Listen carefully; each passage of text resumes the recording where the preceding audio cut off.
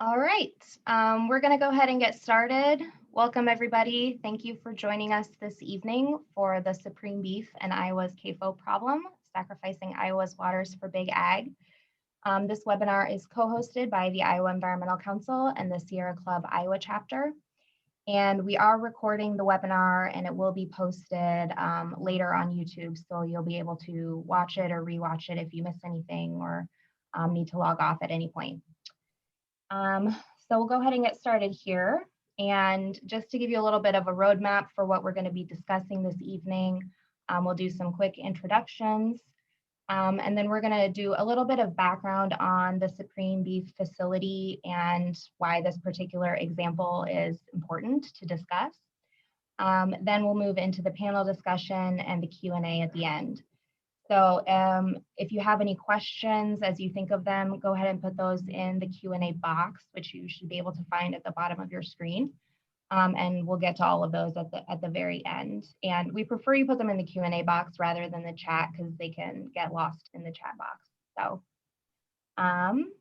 we're going to start off with introductions for our presenters. We'll introduce the panelists later when we move into the panel session. So for now, my name is Alicia Vasto. I'm the Water Program Associate Director at the Iowa Environmental Council. Mike Schmidt, our staff attorney, is joining me from IEC. And for those of you who aren't familiar with IEC, we are a 501c3 nonprofit organization focused on environmental law and policy here in the state of Iowa, mainly clean energy and clean water issues. And I will pass it to Jess to introduce herself and the Sierra Club. Thank you, Alicia. My name is Jess Mazur, and I'm the Conservation Program Coordinator with the Sierra Club Iowa chapter. And the Sierra Club Iowa chapter is an environmental nonprofit here in Iowa. We've been around since 1972. We have over 6,000 members across the state that are volunteering their time and taking action to protect natural areas and the environment in Iowa. And we're also joined here with Wally. If you want to wave, Wally, he's our legal chair of the Sierra Club Iowa chapter. And then two other important people on our team that have been working hard on the Supreme Beef situation is Larry Stone, who's a water quality advocate and Clayton County resident. So he's been doing a lot of the work locally. And then Larry, you want to wave? And then we have Steve Facey, who has been doing a lot of the digging into the application and correcting DNR on some of their NATs and finding out where those errors are. He's a water quality advocate and retired ISC candidate. So Steve, if you'd like to give a wave quick. All right, and with that, I think we're gonna spend the next about 10 minutes or so just bringing people up to speed on Supreme Beef. So I'm going to hand it over to Larry Stone, and he is going to give us a little bit of background information. And Larry, you're on mute. Okay. The whole project started more than 4 years ago, spring of 2017, or even earlier, late 2016. First proposed as Walls Energy, supposedly with manure from at least 10,000 head of cattle that would supplemented by other organic waste, perhaps from convenience stores, to be put into an anaerobic digester to produce methane biogas, which would then be scrubbed and injected into a natural gas pipeline. One of the developers, John Hammond, claimed that they were really a renewable energy company, just happened to need 10,000 head of cattle to make it work. We were going to have them on the site by the end of 2017. The partners were Hammond and Heath Kellogg of the Feeder Creek Group, along with Jared, Dean, and Mike Walls.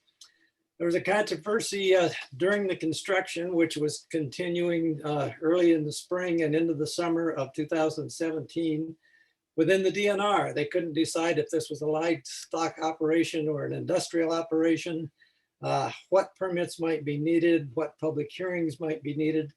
Meanwhile, construction continued without permits.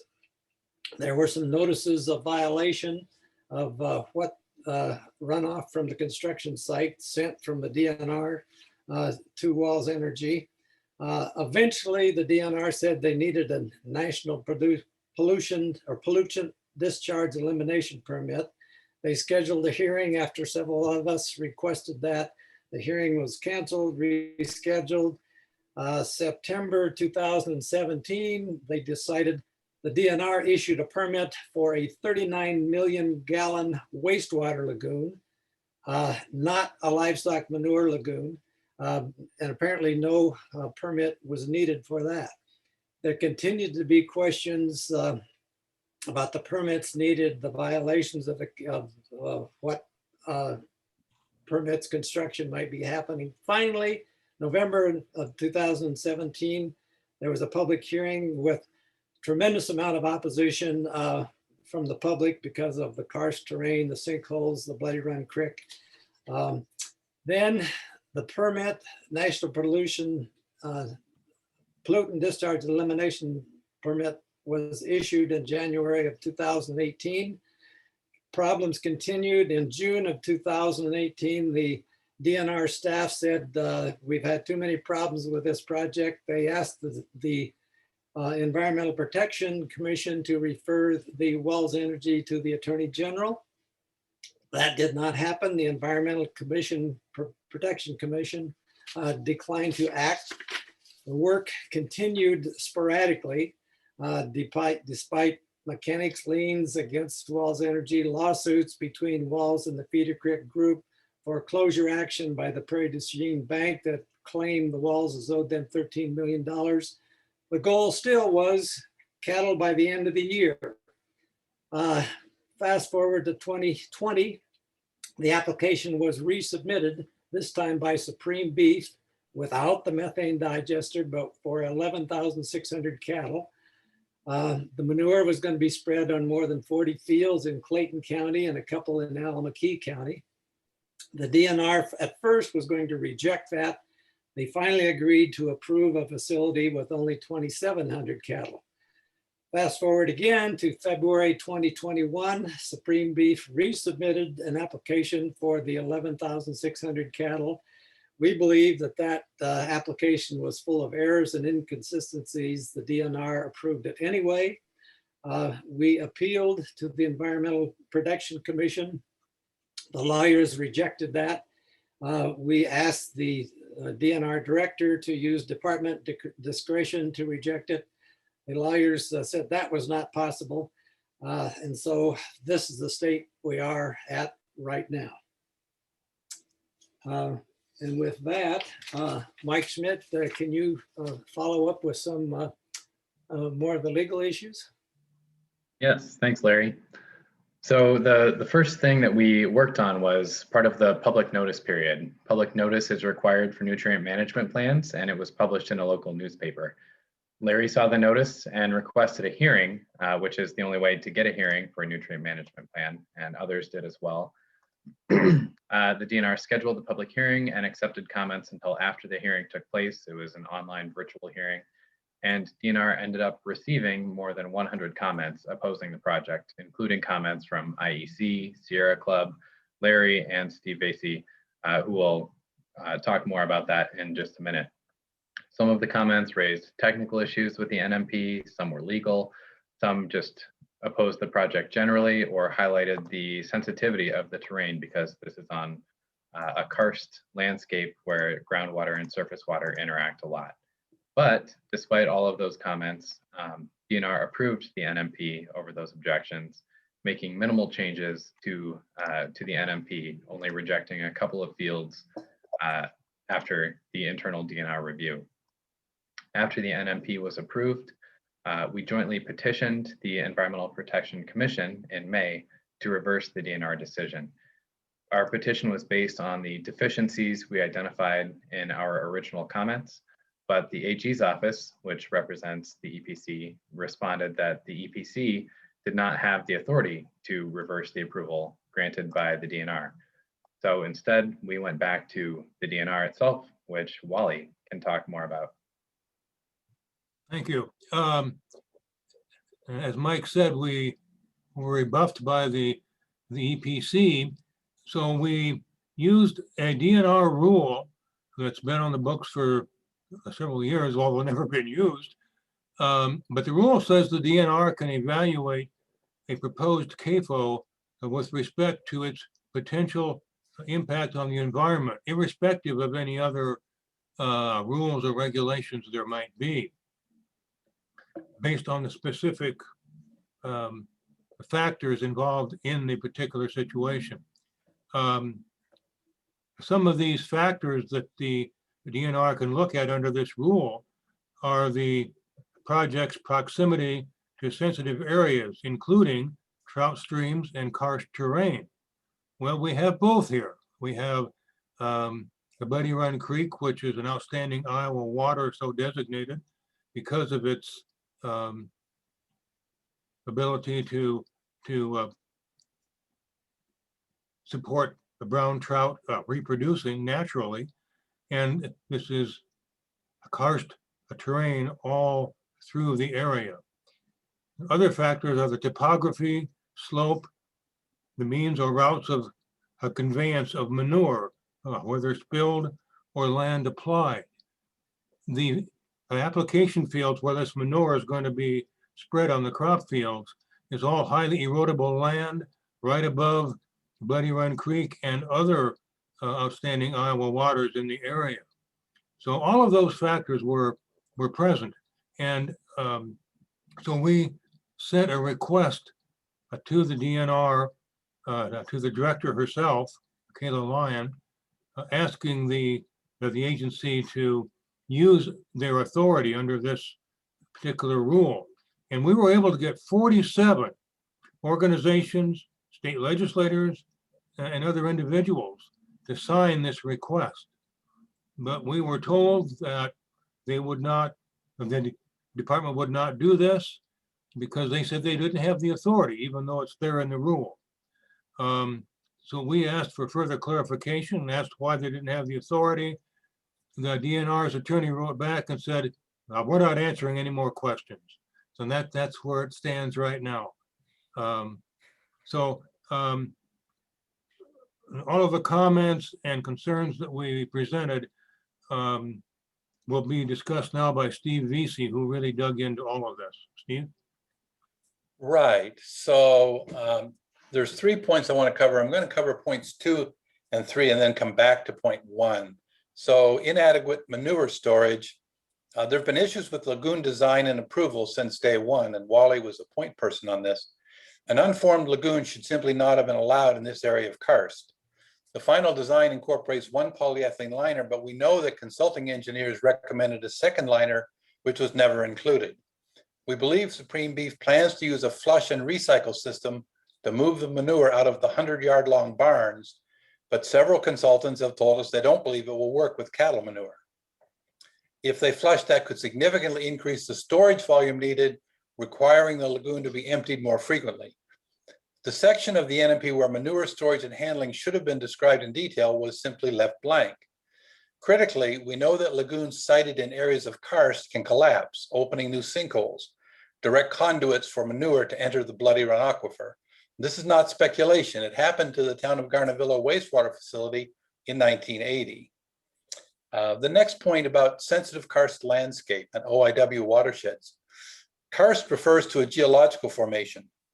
In the Midwest, it occurs in the Driftless region, including Northeast Iowa, which escaped the leveling and silt deposition caused by the last ice age. Karst is characterized by shallow soils sitting on porous limestone and dolomite that are fractured and riddled with caves and sinkholes, leading to shallow aquifers that express as cool spring-fed creeks. Those aquifers are extremely vulnerable to contamination from the surface, including manure, nutrients, and disturbed soil. This is described in detail in the 2005 Iowa Geological Survey Guidebook, Living in Karst, that was used to persuade legislators to theoretically limit lagoons in these areas. In that same time frame, some of us were suing EPA for approving Iowa water quality standards that did not implement anti-degradation requirements of the Federal Clean Water Act. And long story short, this resulted in, among other things, establishing the category known as outstanding Iowa waters, deserving of special protection. And you guessed it, Bloody Run Creek is one of those waters. So now on to estimates, nitrogen and phosphorus production, which you'll see on the next slide. Thank you. Initially, DNR staff were receptive to technical issues I raised, but on October 2nd, 2020, the political hammer dropped. They were required to approve an interim NMP for 2,700 cattle and stand by to approve a final NMP for 11,600, regardless of NMP omissions or flaws. And there were many: incorrect Russell II soil loss and PNX calculations, expiring manure easement agreements, application fields way beyond the normal distance considered viable, no expressed conservation measures to protect highly erodible land, and the list goes on.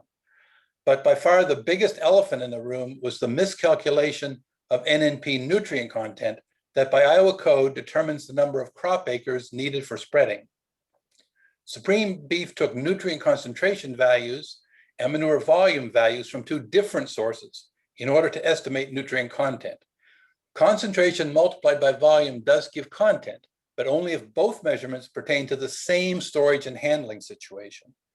They chose a third-party concentration value where the manure appears to have been diluted and then multiplied by an undiluted volume value taken from DNR tables, then claimed that the product would correctly predict their manure NNP content. And that's just not scientifically or mathematically valid. They've underestimated the manure nutrient content by a factor of ×4 for nitrogen and by a factor of ×6 for phosphorus. I've pointed this out repeatedly to DNR staff, but they won't listen. They can't listen because this is the fatal flaw with the NMP, and politics, having previously dictated that a lagoon must be allowed, now dictates that the NMP must be approved regardless. Back to the moderator. Thank you very much, Steve. So I want to talk about, so why is this important? So right now, we have boiled this down to three things. There's a lot of reasons it's important that have been listed above by our other speakers, but number one, through limited regulation and lack of enforcement, Iowa has created a safe haven for industrial agriculture operations. Our laws are not doing their job to protect our water, and our agencies are not doing their job to enforce the laws and the regulations that are on the books. Number two, DNR does not demonstrate discretion that is protective of Iowa's waters. So there are a number of examples of this in the Supreme Beef situation. When they had the opportunity under the director discretion rule to deny this because it's in a very fragile place and because it's just a really badly designed site, they didn't use their discretion. So they're not willing to use discretion that they do have to uphold their mission statement of protecting Iowa's natural resources. And third, state leadership is failing to protect Iowa's natural resources and public interest. So whether it's DNR Director Kayla Lyon, who refused to use her authority to deny the site, or we had State Senator Dan Zumba weighing in to pressure the DNR to approve the site, or any other agency head or legislator or governor who's not doing all that they can to stand up and protect our water. If they were, we would not be in the situation that we are. So this is why this is important. And I think it's time that we should go on to the panel, because that's why everyone who's joined us tonight is to hear from our experts talk about this in the bigger picture. Supreme Beef is an excellent example of what's wrong with Iowa's CAFO issue, but this is happening statewide. So let's talk a little bit more about Supreme Beef and then also draw some conclusions for statewide issues as well. So I want to thank our panelists for joining us today. We have four incredible panelists who are experts across the state on these issues. Dr. Chris Jones is a research engineer with IIHR Hydroscience and Engineering at University of Iowa. Gene Tinker is a former animal feeding operations coordinator for the Iowa DNR. Dr. Sylvia Zaiki is an associate professor, Department of Geographical and Sustainable Sciences at the University of Iowa. And Tom Murray is the founding member and president of Iowa's Coldwater Conservancy. So thank you very much for joining us. And let's get to our first question and this is for all of you to answer. So we'll just kind of go down the list. We'll start with Chris in the order that I read them off. Is what does the Supreme Beef case tell you about agriculture and the environment here in Iowa? What are your main takeaways from this case?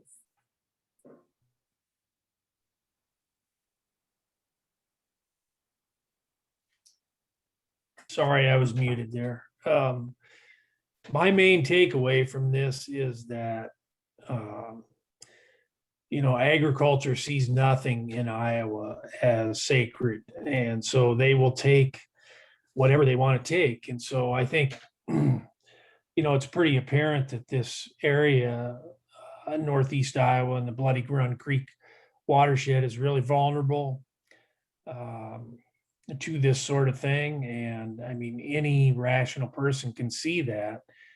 And so why go there? And clearly, the way we value these natural resources is not any sort of obstacle for people in agriculture. You know, when they set their eyes on it, they're not going to consider how the public values that piece of ground or that natural resource. And so, you know, we have these 35 outstanding waters, and I mean, they'll take them all if they can.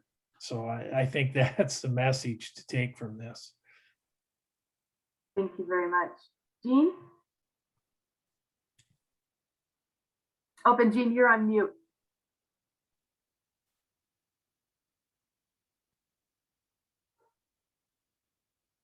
Can you hear me now?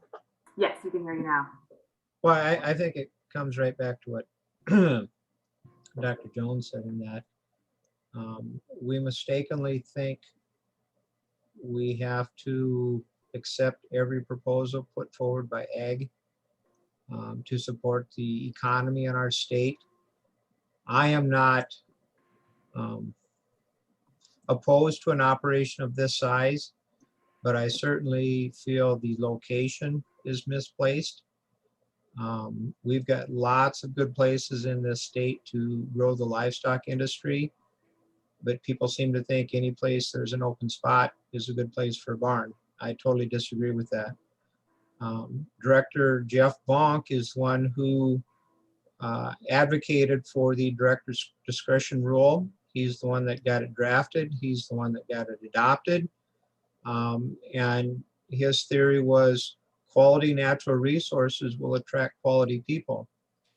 And there was recently an article in one of the papers, either the Cedar Rapids Gazette, Des Moines Register, I'm not sure which, on how much further people would travel to get to quality water sources, clean lakes and such. And so I think Director Vonk was correct because he knew the laws did not allow the discretion that was needed for places that were not good places for barns.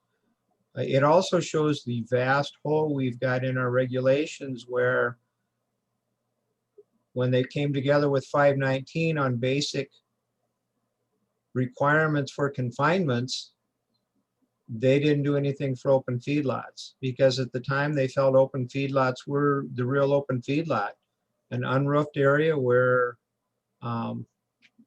livestock concentration was not as great. But based upon the wording in the code, an open feedlot is basically anything that's not totally roofed. And so that's why we've got what we have now, these barns that were legally built with no discretion because there was no construction permit required in order to build the barns because they're open feedlots. They're not confinements by law, even though they operate as confinements. And so now we're in a really bad spot because those barns have been built. The Walls family has spent the money to build those facilities. And since our law is backwards where it's build it and you will later be approved, they have to fight to get this nutrient management plan approved so they can build the barns that have, or so they can utilize the barns that have already been built. Tremendous gap in our state's laws that needs to be fixed. And our legislative people have absolutely no interest in fixing those gaps. Thank you, Jean. That is frustrating when you're kind of putting the cart before the horse. But all right, Dr. Zaiki, do you want to add something in there? Yeah, I want to say that we need to look at this in using the historical perspective. And essentially what Iowa decided to do after the farm crisis of the 1980s was to say, we are open for business and you can kill our people with pollution. We will do nothing about it.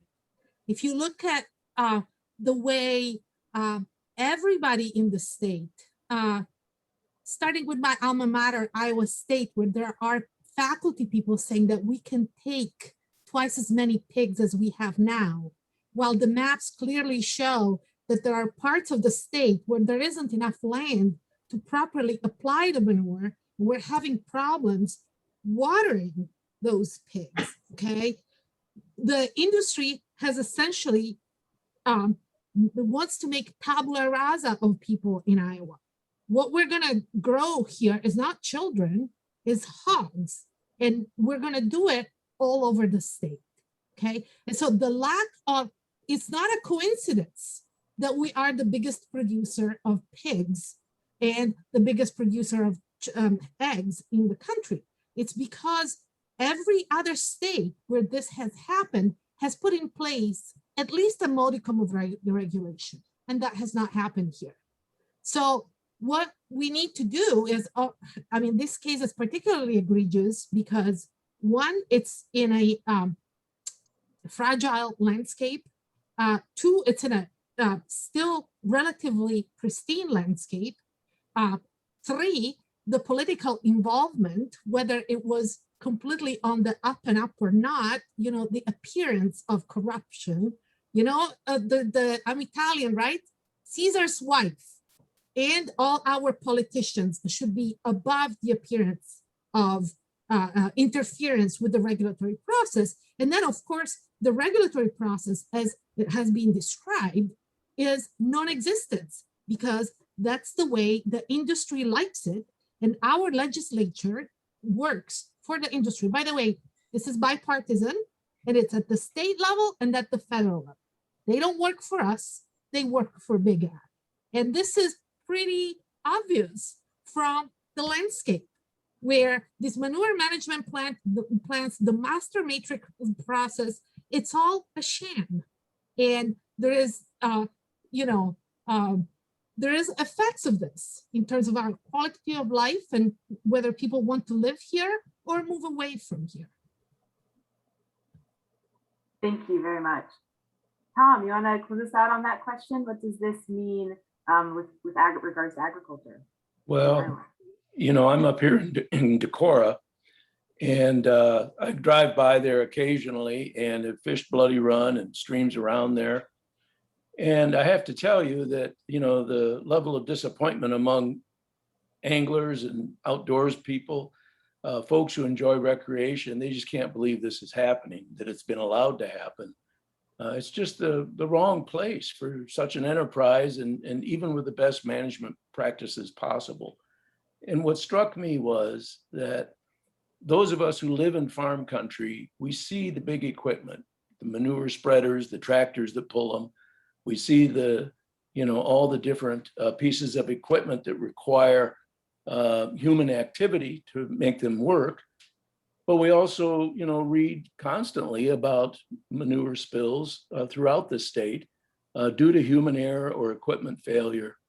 And, you know, we haven't even talked about the repercussions from an enterprise this large when we consider the warming climate and the major flooding that occurred from major storms in 2008, 2016, 2018, the list just goes on and on.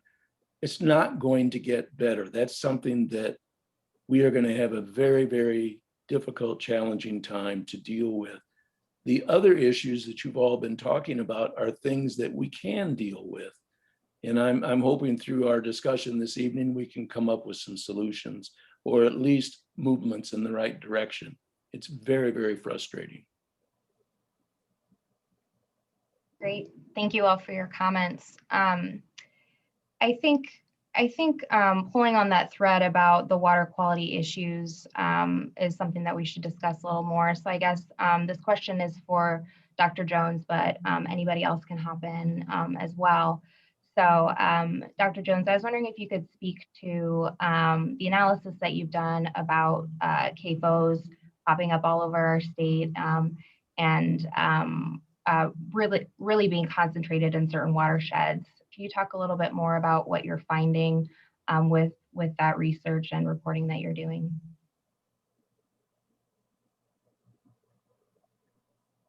Oh, you're muted there.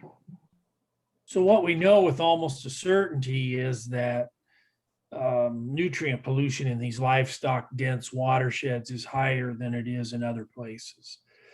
And so, that includes places like Northwest Iowa with the Floyd River and the Rock River, and then North Central Iowa with the South Fork of the Iowa River, and then in Southeast Iowa and Washington County, where we have a lot of problems too. And so in all those places, we have high densities of livestock. And the reason, livestock manure is a good fertilizer. I mean, we know that it brings some benefits that commercial fertilizer doesn't, organic nitrogen for the soil and some other things, excuse me. But we have some real weaknesses in our laws, and so the master matrix scheme for livestock siting and manure application endorses the over application of manure nutrients. And so for nitrogen, we allow farmers to go by the old yield goal strategy, which takes the expected corn yield in bushels per acre, and you multiply that by 1.2, and that's your acceptable nitrogen application rate. And that thing was discredited, 30 years ago almost, but that's what our regulation is based on. And then the guidelines or regulations, if you will, for phosphorus, our focus on the P index and slopes and so forth, allow a real large over application of phosphorus to cropped fields, and that was the case in Bloody Run too. And so it's not like these farmers are doing anything illegal. They're just adhering. If they just adhere to the existing regulations, they're over applicating nutrients, over applying nutrients, and polluting the water. And so we really need to revisit our laws on this. I mean, it's really crazy the way we have things. And so we see, in Bloody Run, we have a watershed that's about the size of the city of Des Moines, and we're putting 12,000 animals in there. A cow producing the waste of about 14 people. How this is going to work is just, beyond comprehension. And, we really need some changes in how we do things with this siting of facilities, and then, how we dictate how farmers manage the waste. Thank you, Dr. Jones. Did anyone want to jump in on that, or ready to go on to the next question? Well, I just wanted to add that one of the things that the master matrix does not do, and one of the things that people are really unwilling to discuss, is that we need to look at this at the landscape level, right? And so when we look at these regulations, they tell you, you have to be at least this far from this or this far from that, but it doesn't tell you, in this county, we can't take more than X animal units because we can't take more than X than Y manure. And so the other thing is these manure management plans are not digitized. And so a farmer and Farmer Bob and Farmer Jane can both claim the same field for the manure, right? So I think that there are very not hard things that can be done. For example, digitizing this manure management plans that can show us, even in principle, because then there's the monitoring issue. I'm assuming all farmers are following their manure management plans and applying the manure where it's supposed to be applied, but nobody is checking them, right? And so we have a failure of governance that goes from the planning of how these things are cited to the monitoring of these things, and the fact that that nobody is willing to speak in proper English at the land grant university about the disaster that this is a slow disaster in the making for 40 years now. The water's getting worse. The other thing to keep in mind is there's like very, very few farmers that are raising animals in this fashion. So we are essentially sacrificing the public good for a very, very small percentage of people in Iowa.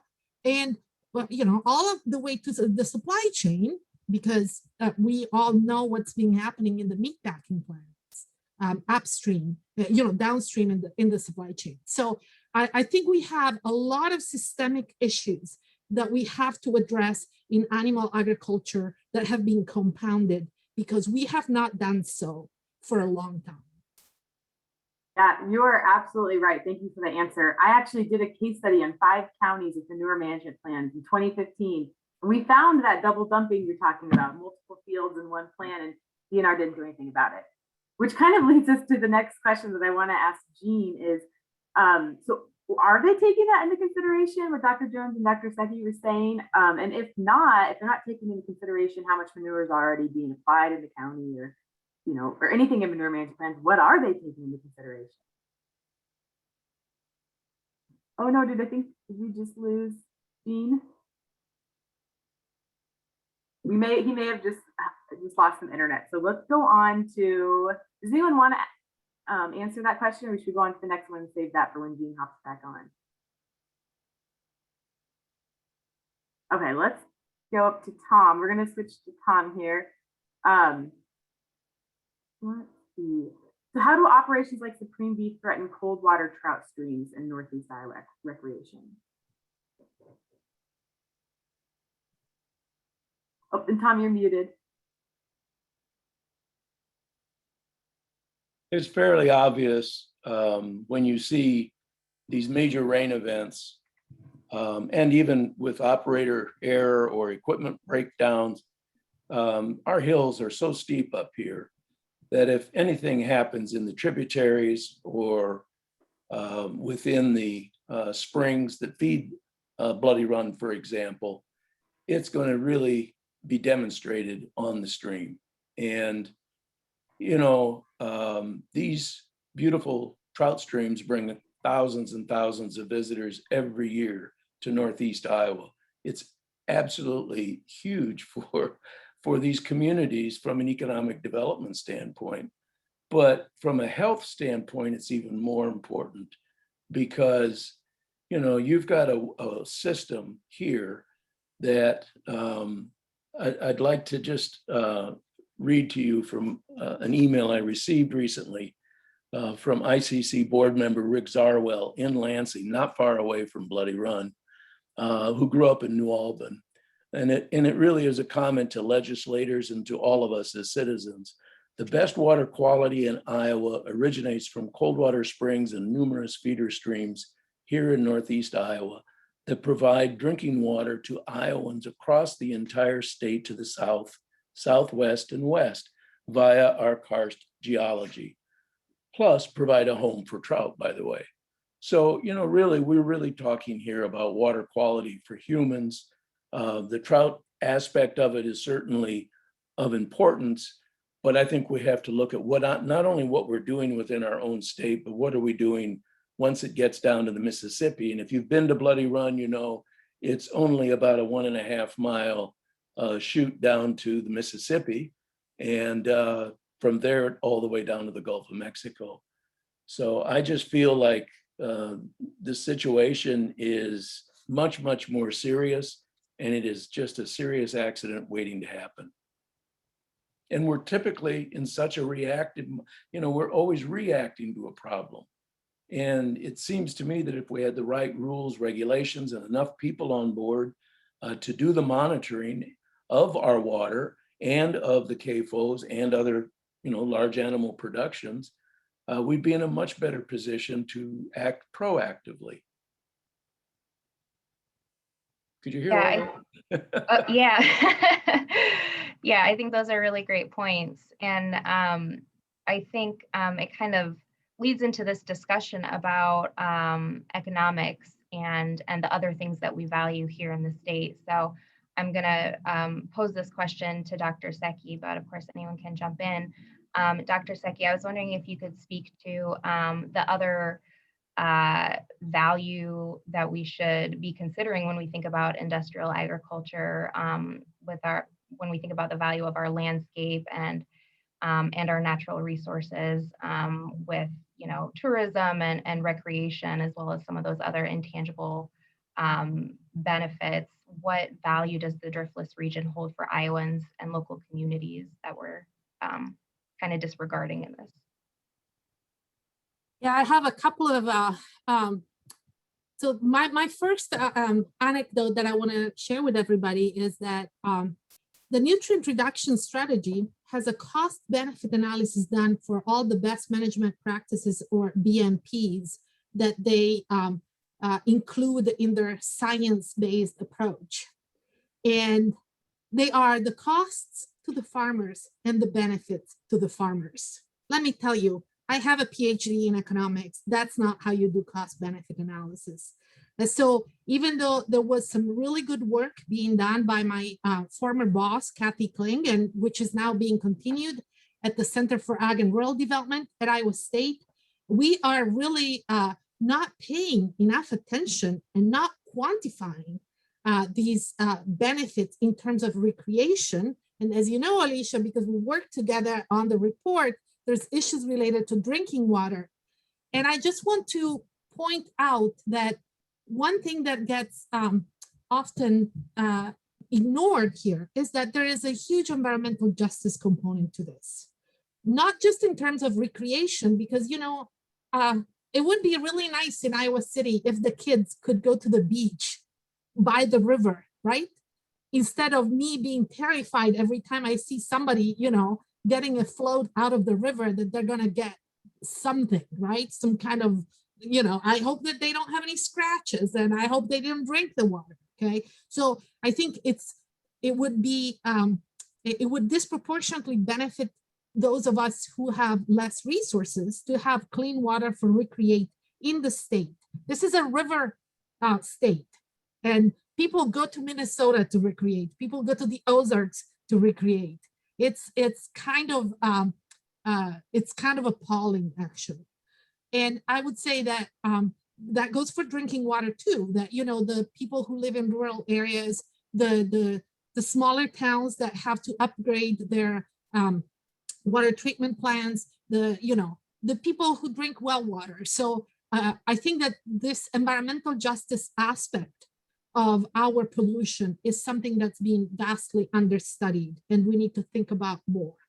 And I would also say that when it comes to the Driftless, I'll put this in the chat, but there is a really great book written by a geographer about the Driftless, and he focuses on Wisconsin, but this applies to Iowa. These were some of the areas that were first settled and destroyed the first time by settlers before the 20th century because of soil erosion. They were inappropriately farmed.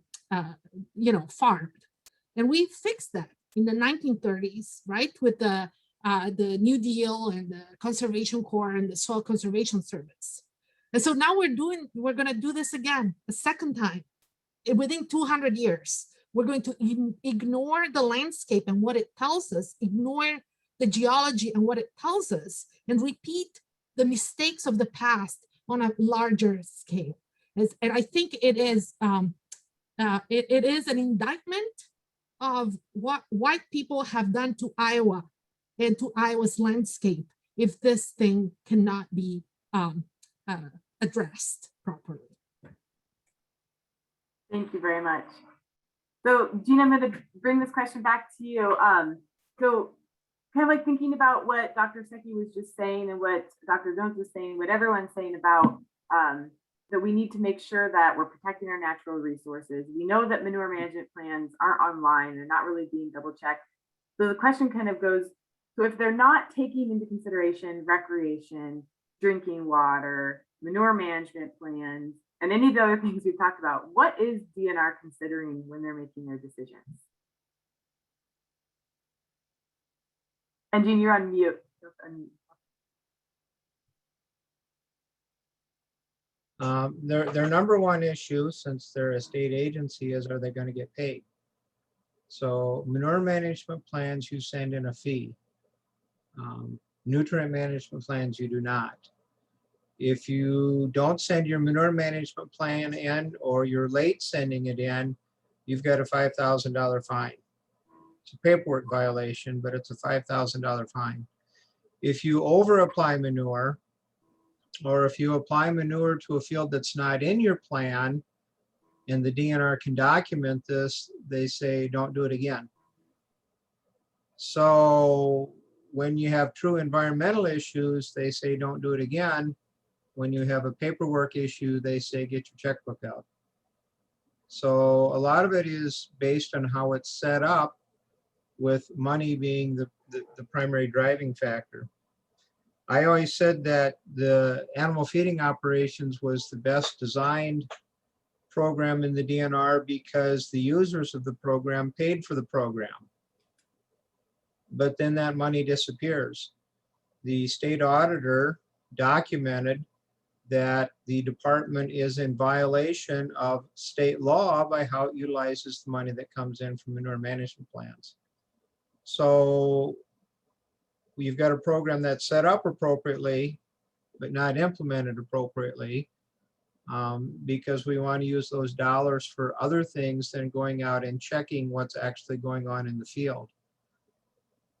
The nutrient management plan is only voluntary for the livestock industry.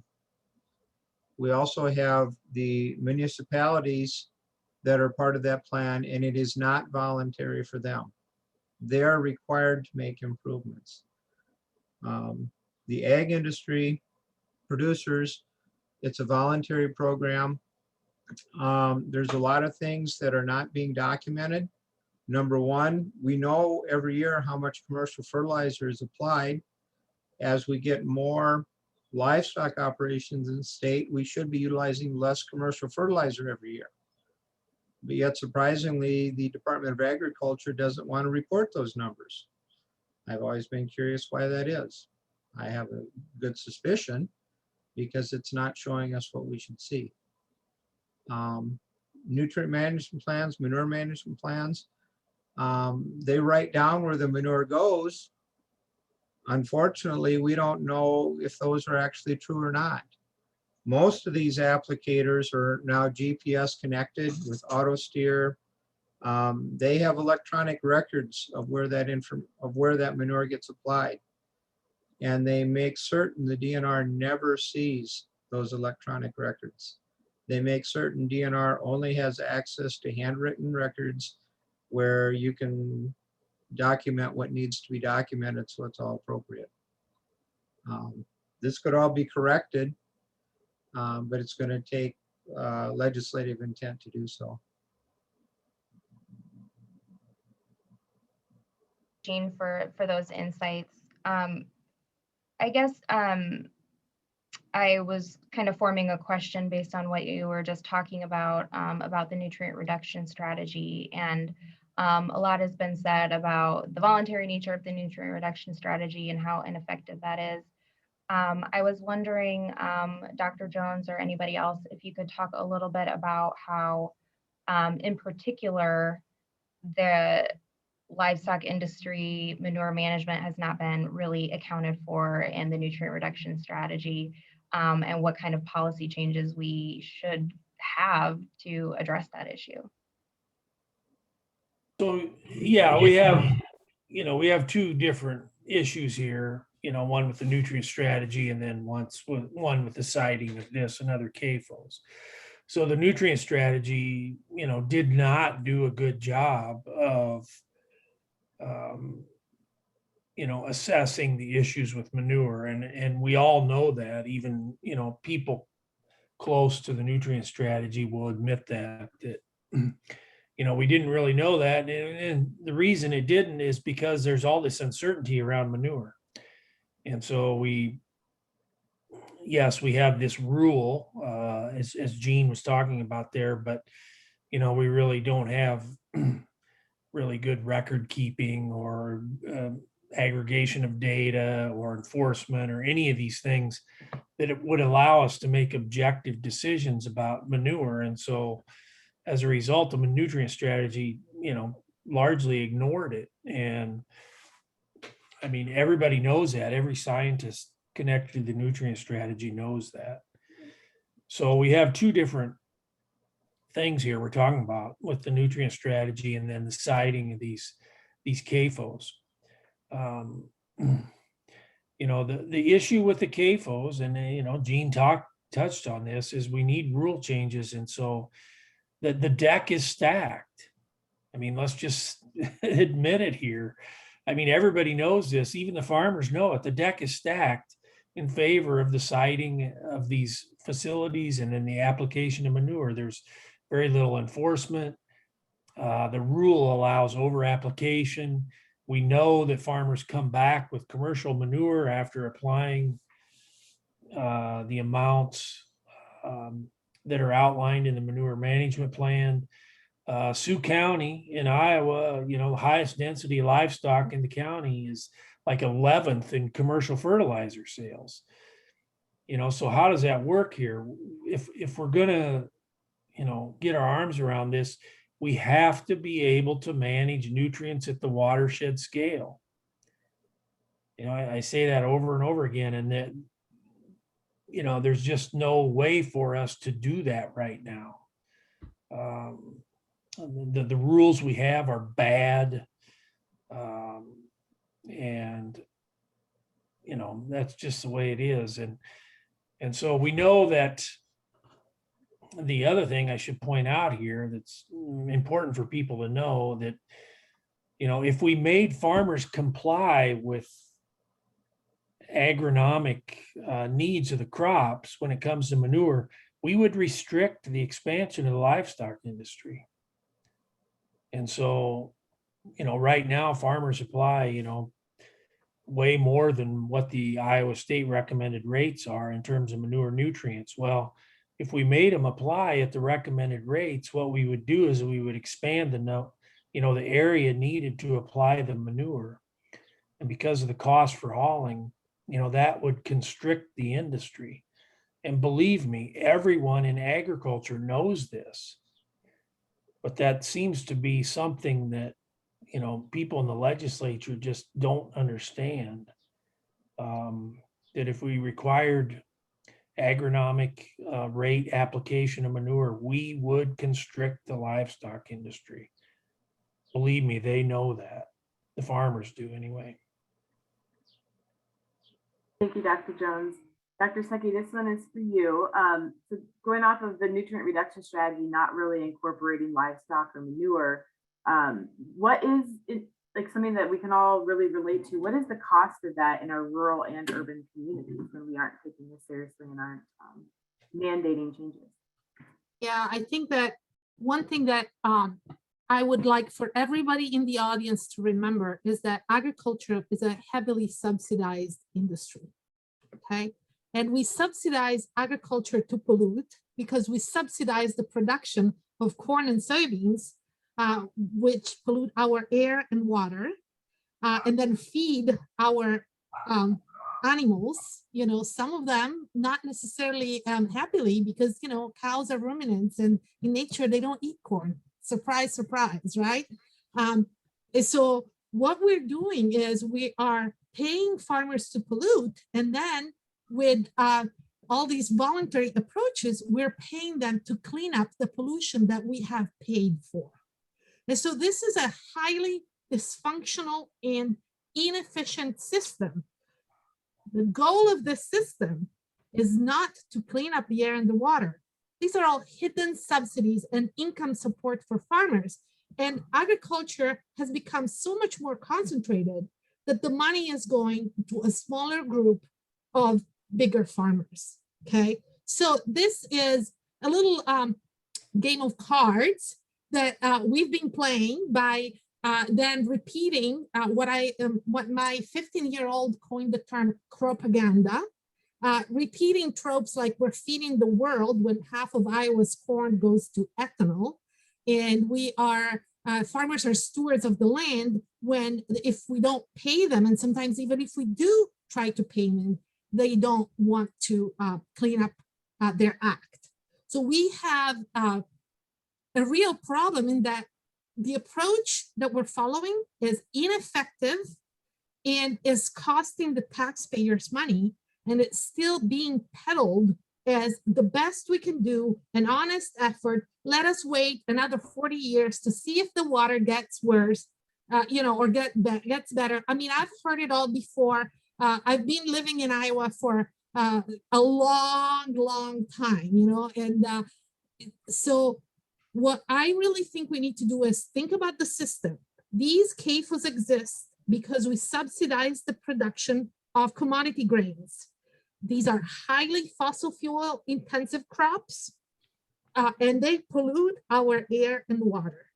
We need to break this link, this functional link between animals not being on the landscape. And so we can raise 50 gazillion pigs in Iowa because, hey, they live in condos like they were in New York, and we need to stop this monocropping.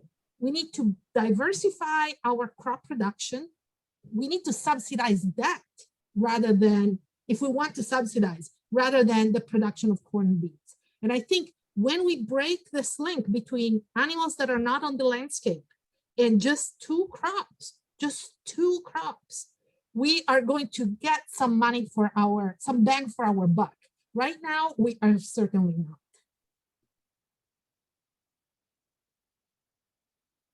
Yeah, I think that's such an important thing to think about is what kind of system could we have here in the state if we weren't doing this monocropping, and really think about the diversity of our landscape and then the diverse uses that we could really have with all the other users that are important here in Iowa. We're getting a lot of really great questions from the audience. So one that came in that I'm going to pose to you, Tom, is basically, I think this person is asking, up in Northeast Iowa, in the local area, what are you hearing, or what kind of conversations are you having about the long-term impacts of the kind of livestock operations that are being built up there on the area, and other impacts on other businesses up in the area that could have? Oh, you're on mute there. It really is an excellent question, and one that I've been thinking about myself for a number of years. It just seems to happen, when you least expect it. You get a big rainstorm, and the next thing you know, you've got a major issue in some community. We're all sited close to rivers and streams up here. And so, that's a real plus, and it can be a real minus. But I think that most people up here, they're just so conscious of their water. If you live in the country, you want to get that water checked at least once a year, maybe more. I remember going to that first public session that was down in Elkader and that Larry mentioned earlier, when they were first reviewing this whole plan from the Waltz family, and when they were still talking about the methane digester. And I remember there was an older gentleman sitting behind me, and a retired farmer living very humbly from his description of where he lived, on a small farm surrounded by much, much larger farms and very close to this operation. And he just said, I've already drilled 3 wells. Who's going to pay me to do the 4th when this one, when this plan fails? And I think that's the situation that most people don't realize, how many people up here really think about that. And if you live in a city, you turn on the tap, you don't really think about it too much. I grew up in Davenport. We seldom had major problems. And I think that's true in most major cities in Iowa, or larger cities in Iowa. But when you get out into rural Iowa, it's a whole different ballgame. And, people are really becoming much, much more aware of their water, where it's coming from. They're becoming much more thoughtful about where their food is coming from. So I guess I'm trying to give you my perspective from rural Northeast Iowa, right where this is located. Thank you. And I think that's a really important perspective, because I think we're all struggling to think about how do we have conversations with people about this issue, especially because we all have someone in our family or our friends or someone we work with that is connected to agriculture in some way. And a lot of the time it's, it's farmers that are trapped in a system, and not always that they're necessarily bad guys, but we have to get better at how we talk about this with people. So Dr. Zaiki, can you provide some ideas for how do we talk about this issue, especially when a lot of people in the public still believe that this is producing a lot of jobs and revenue from the area, and that if we fight these, we're just anti-farm, anti-business. How can we talk about this and be more successful in moving people towards the vision that we have? So to me, one thing that we don't talk enough about is the average age of Iowa farmers is almost 60 years old.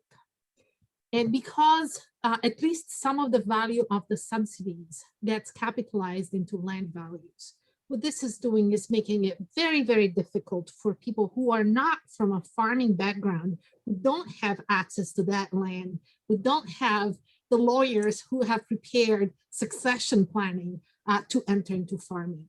So we're making farming, we are making farming essentially harder to access for a whole variety of people because of the way we're essentially just subsidizing one kind of production.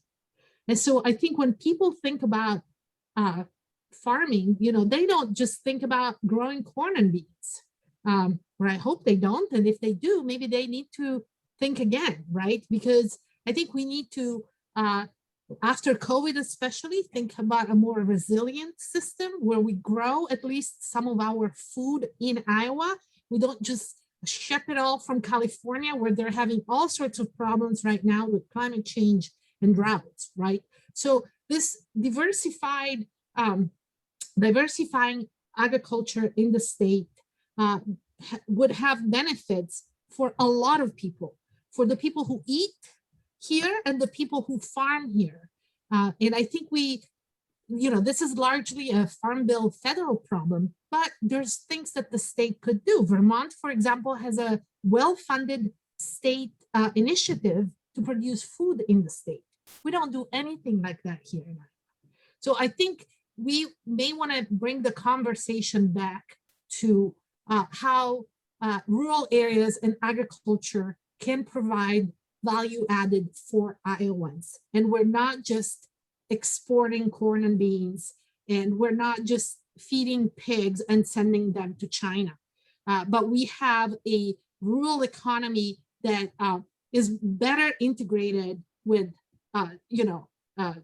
a healthy ecosystem, healthy water, healthy air. We have more industry associated with agriculture beyond ethanol, which anyway is going to disappear because we're moving towards electric cars. And we have a more robust, resistant, resilient for climate change system. I think this is an agriculture that more Iowans would see themselves into. The agriculture we have is really what Iowa was in the 1950s. We're in the 21st century now. We should live in the 21st century, not keep looking back at things that are no longer relevant. Does anyone want to add on to that? Yeah, I do. And so I don't want to say I'm a native Iowan because I know Sylvia hates that. So I'll just say I grew up here, and my folks were from small town Iowa, and I think anybody that's been here, I'm 60 years old, and so anybody that's seen Iowa for the length of time I have knows that rural Iowa has changed. And so we're seeing the demise of our small towns, and I see a lot of comments here about jobs, and don't these facilities produce jobs, and how do we respond to that? Well, the consolidation of the livestock industry has cost a lot of jobs. And so, we used to have 5,000 school districts in Iowa, and now we have 330. And so how do we say that this consolidation of the livestock industry has helped rural Iowa and has created jobs? I mean, sure, if you're a truck driver in Monona and you're hauling some cattle, yeah, I see where that's, your job. But what's the 10,000 foot view here? It's not, we haven't created jobs. We've caused the demise of these towns with these systems that we have, and the permissibility that we have in terms of the environmental stuff has just facilitated that whole thing.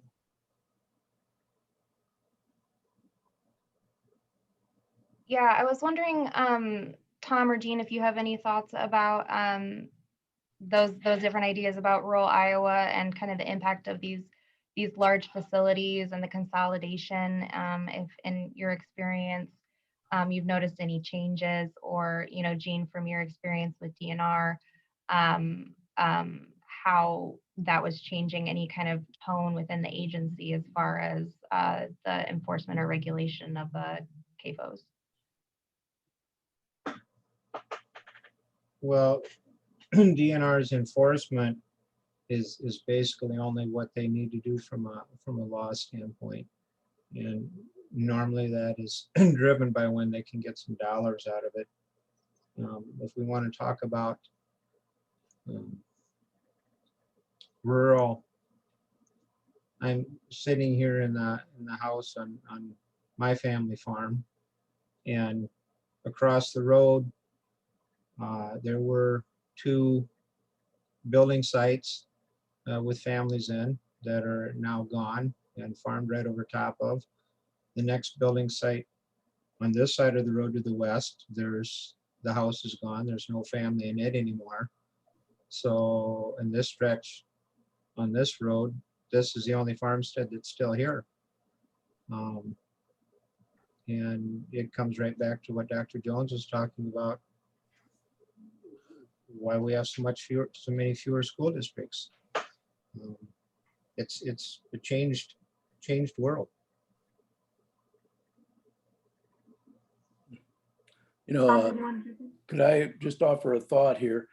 When we moved back home to Iowa in 1988, north of Decorah, where we lived for almost 33 years, we bought a small, an old farmhouse on about 25 acres.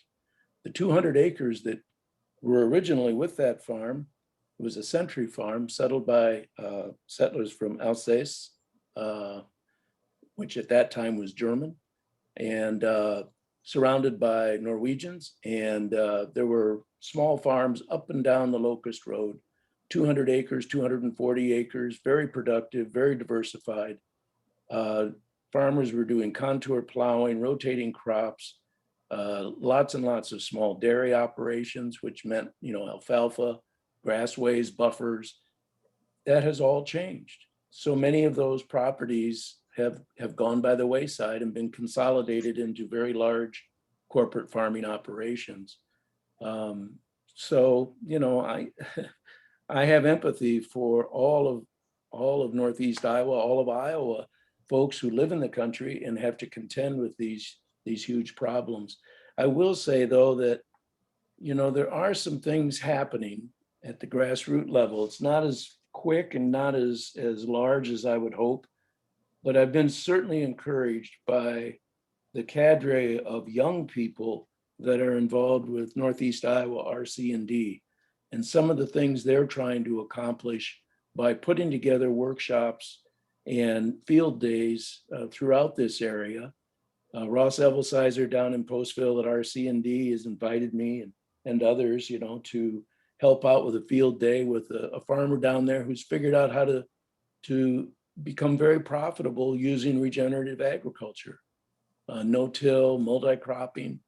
And, at first I thought, well, that's great, but it's just a few people. But you know what? Even though there's been all this consolidation, there are still a lot of folks that, like the old days, they look and see what the neighbors are doing. And if they see or hear that neighbor is doing something different and it's profitable, the bottom line at the end of the year is better than it was in the past. Doesn't matter about how many bushels of corn per acre, it's what's your bottom line. And if multi-cropping is the way you're going, then you need to share that. And, I was thinking at this, you were all very very gifted science people and science backgrounds. I'm coming at it from a recreational standpoint, but as a rural citizen and thinking about fly fishing and all that stuff. But, you know, just for us to coexist in this area, we have got to be as supportive as we can to those farmers that really do want to try new things and try to break out of this mold and these systems that we're now in and that we have been talking about now for the last hour and 10 minutes. It just seems to me that there are positive things happening out there. I just don't know how to accelerate that. Our small group at Iowa's Coldwater Conservancy, our TU chapters, the Hawkeye Fly Fishing Association, and many other groups, many other nonprofits would be delighted to support those kinds of field days and outreach programs. And I think that's an opportunity that we should take advantage of. Thank you very much. Oh, So I wanna Chris, looks like comment you wanted here. to jump in. Yeah, I want to comment here on Tom's comments there. And it's important to recognize that we have these types of farmers in Northeast Iowa because of the geology of the area and the way we can farm there. And so there's, not as much farmable land in Northeast Iowa. A lot of it's on steep slopes. We have thin topsoils up there. And so these sort of alternative approaches here, are an option there because of that, because that's marginal land. But when we look at the rest of Iowa, we don't see farmers that want to take that approach, and especially at Des Moines Loeb, where we, have farms of thousands of acres, and so nobody there wants to do alternative stuff, right? They want to get 4,000 acres of corn planted, pronto in April, and get it harvested in October, and then go down to Florida, and they don't have time to mess around with all this, quote unquote alternative stuff, where that might work in Northeast Iowa because of the marginal nature of farming there. And so, we really have to ask ourselves, what should be going on in Northwest Iowa or Northeast Iowa? I'm sorry. What activities should we be doing there, period? Is it so marginal that we shouldn't be even growing corn and soybeans up there? I would say yes to that. Well, I just want to say that if you read the reports of the Iowa Geological Survey for those counties at the end of the 19th century, they were saying exactly what Dr. Jones is saying. So we've known that those areas are marginal land, they're fragile. The system is very flashy, right? You put nutrients on because it's a Swiss cheese kind of topography. It ends up in the water super fast. So that's also areas that are very erodible. So I think the other issue is targeting where we want to focus our conservation efforts. And if the land isn't very good for farming and the water is still relatively clean, hello, that's your cost benefit analysis right there. That's what you want to target for conservation. Thank you all. I'm going to switch gears just a little bit because we have quite a few audience questions that are site specific. And so, Jean, I'm going to direct these at you. And if you aren't sure on the most up to speed thing, I might have Larry hop on here. But this is a four-parter because they're all four kind of site specific questions. One is, do they intend to build more, or is this done?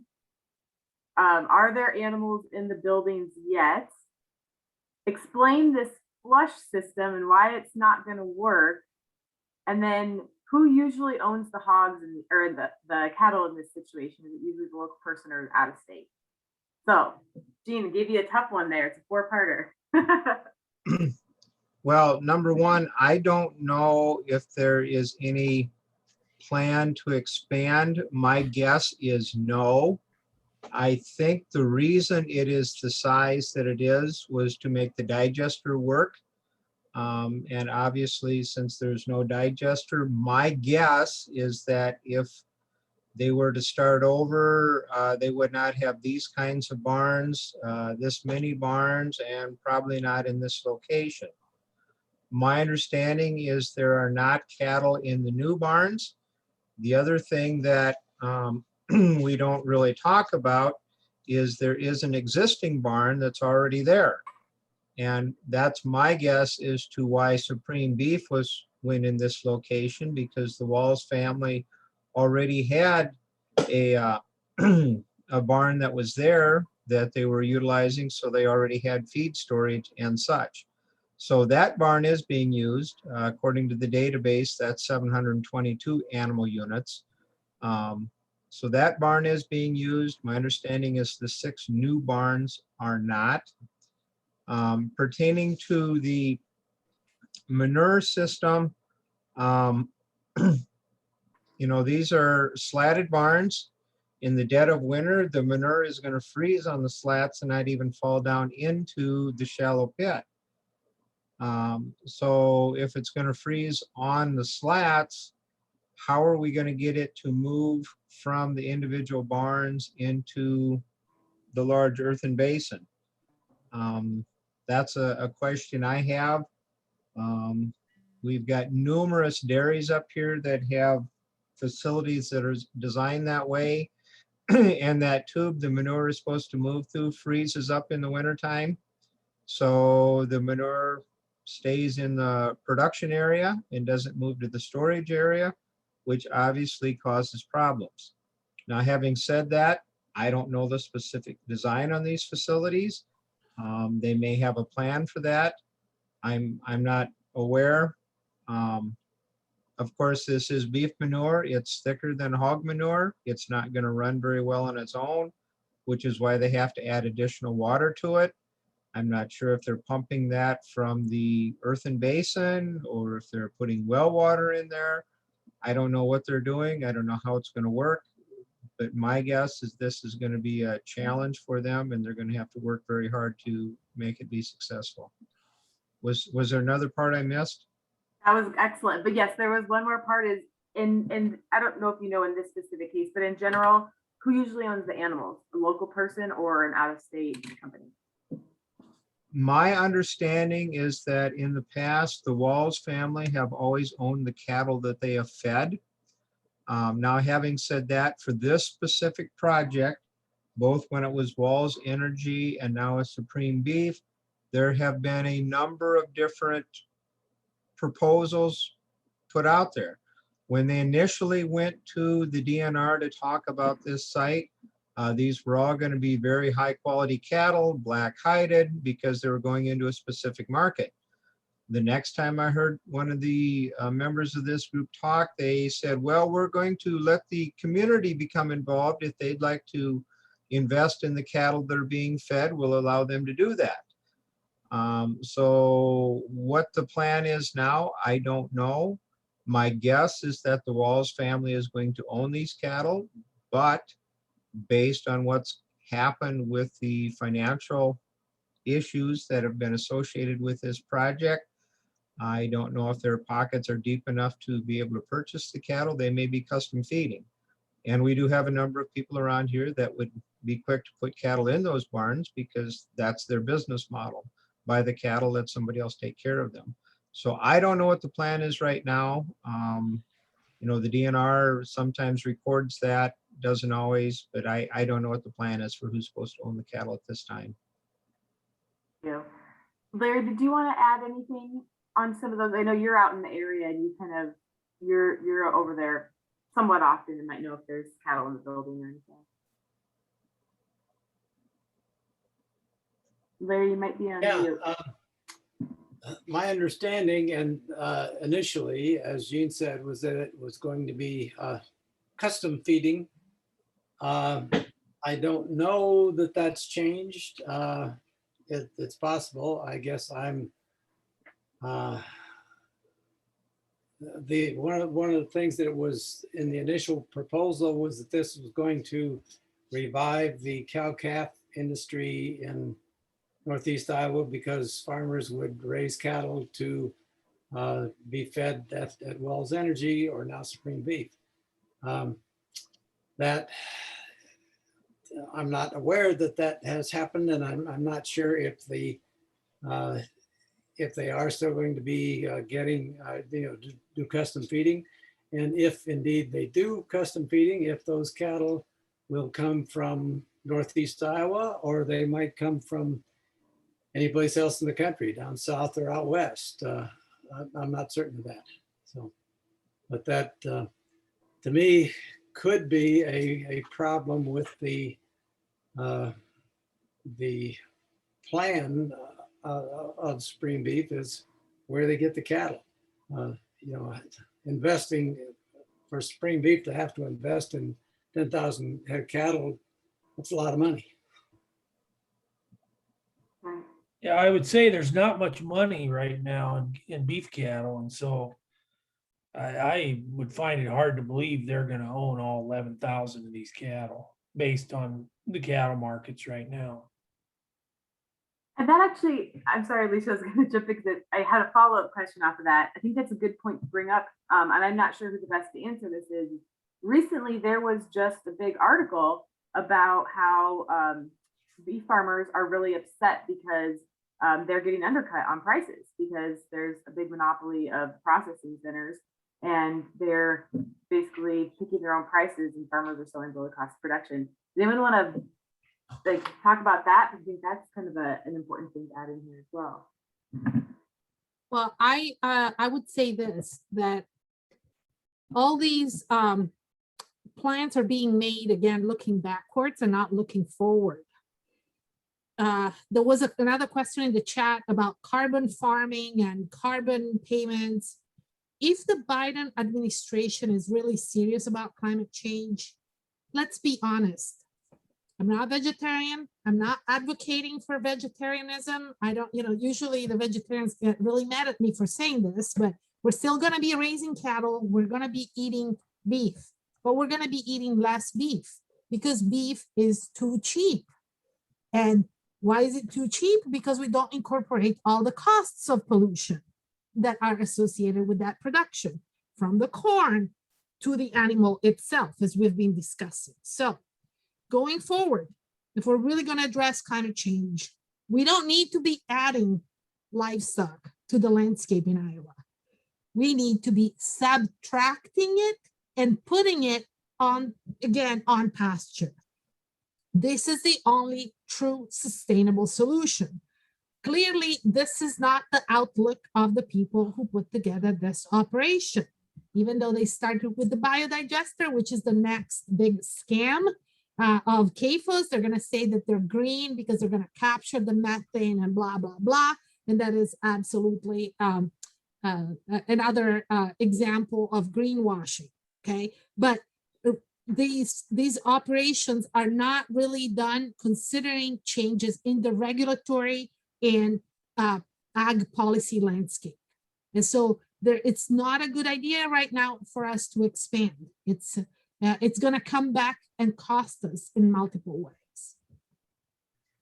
Just want to reinforce that comment about cows on pasture. I mean, basically everyone that looks at nutrient issues agrees that we have to take cattle back to pasture if we're going to solve our nutrient problems.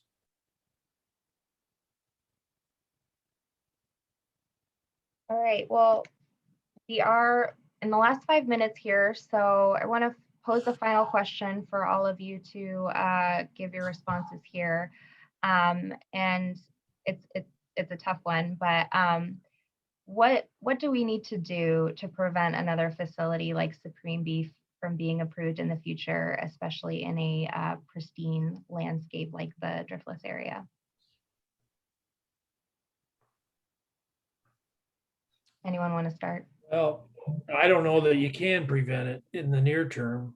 I mean, that's the thing about this that's so depressing, I guess, is that we would have a producer or a family in Iowa that would ram this through in a place, that's still got some integrity from an environmental perspective. And so if they can ram it through here, I would say they can ram it through anywhere. And if you want to stop it, the law's got to be changed. And that's just the long and short of it. I would say that Dr. Jones is absolutely correct. We need to change state law and we need to change federal law, because right now we are locked into a system of what we call in the climate change literature, maladaptation. We are adapting to our problems by creating more problems. Farmers have trouble making ends meet. They depend even more on subsidies and on confined animal feeding operations. We need to restructure the system so that we bring back together animals on the landscape. And this starts by getting rid of the master matrix, giving back local control, and putting a reset button on CAFOs at the state level. It also comes with actual monitoring done for the public good, not for the public purse. And then at the federal level, this farm bill that's coming up is going to be a big fight, because ag is a critical component of climate change mitigation. And we have seen so much greenwashing and throwing away money. The voluntary strategy, version 2.0, 3.0, 4.0. That cannot stand if we really want to address climate change. We need to demand accountability at the federal level and at the state level and bring back local control.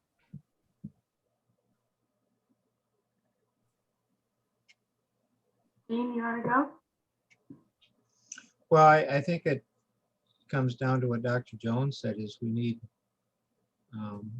change in law.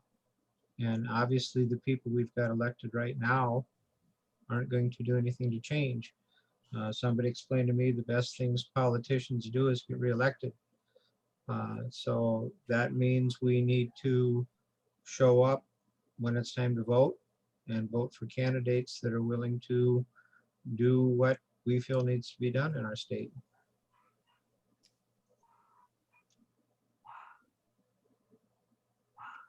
I think my chief takeaway from all of this evening is that every elected official should be thinking about all of their constituents, not just a few wealthy and powerful citizens. Clean water is a right for all Iowa citizens, and that must be protected at all costs.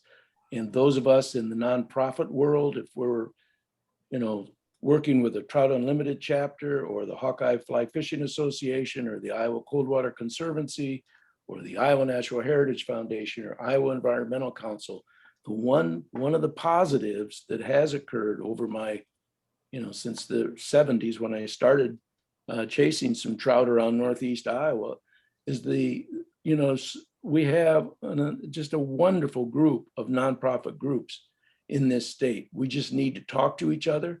We need to talk to producers.